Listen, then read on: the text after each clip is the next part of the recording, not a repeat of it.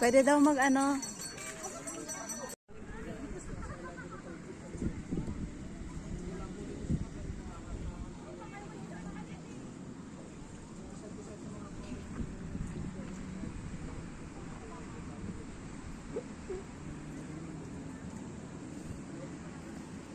Ate.